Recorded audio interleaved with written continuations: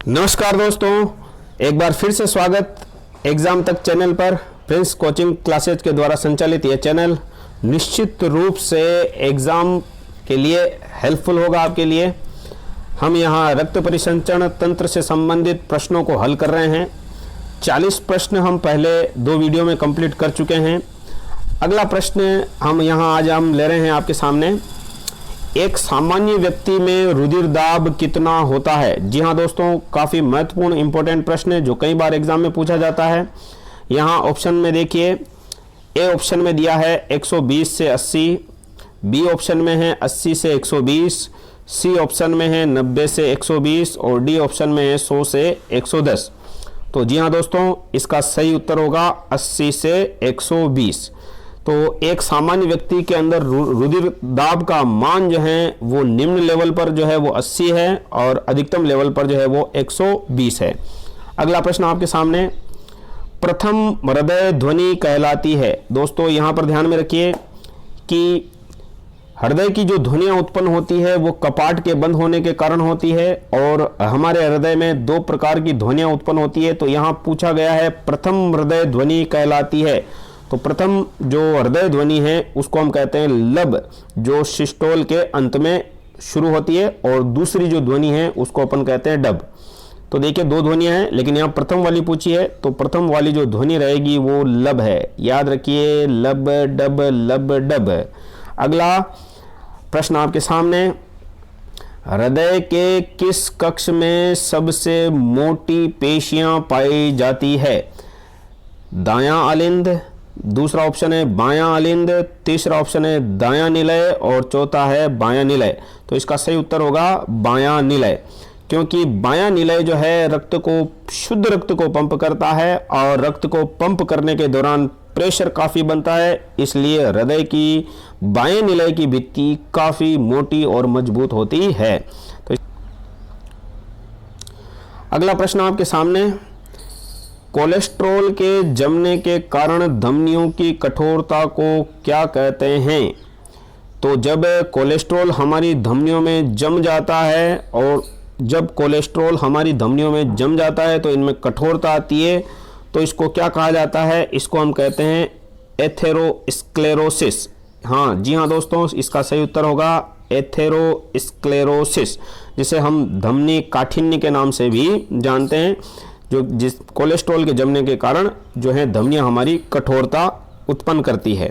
अगला प्रश्न आपके सामने, हृदय में फुसफुसाहट से क्या पता चलता है? तो देखिए मैंने आपको पहले पढ़ाया भी था कि जब हृदय धड़कता है, और जब हृदय धड़कता है तो इसमें मर की आवाज़ आती है। तो ये विकार जो है वो किस कारण से उत्पन्न होता है? तो ये होता है दोषपूर्ण कपाट के कारण। अगर कपाट जो है वो ठीक तरीके से कार्य नहीं कर रहे हैं तो फुसफुसाहट या मर की आवाज़ आती है। और इसको हम कैसे सुन सकते हैं? तो इसको हम जो है स्टेथोस्कोप के द्वारा सुन सकते हैं, जिससे कि दोषपूर्ण कपाटों का पता लगाया जा सकता है। अगला प्रश्न आपके सामने, मगरमच्छ का हृदय कितने कोष्ठ का होता है? जी हाँ दोस्तों, ये प्रश्न कई बार एग्जामों में पूछा गया है, काफ़ी महत्वपूर्ण है।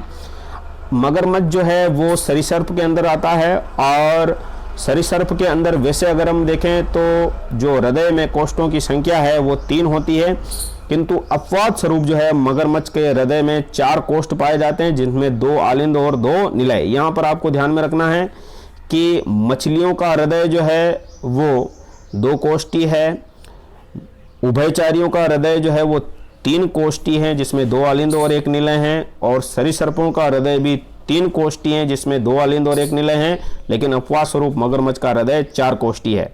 अगला प्रश्न आपके सामने, सर्वाधिक कोष्ठ किस हृदय में होते हैं?